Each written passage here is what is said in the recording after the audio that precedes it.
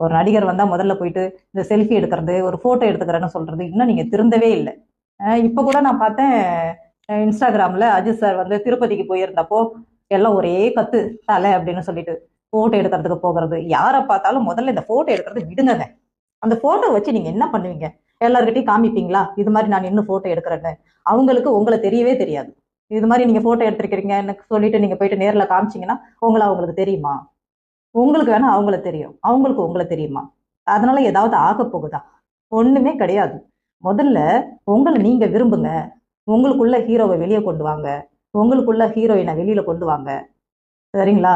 உங்கள் தேவைகளை நீங்க பூர்த்தி பண்ணிக்கோங்க.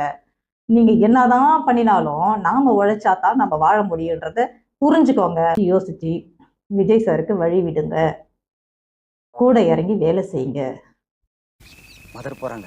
யாருங்க? நம்ம அம்மாங்களா? Mother superior. சுப்பாரிய பாக்க போடுவாங்களா?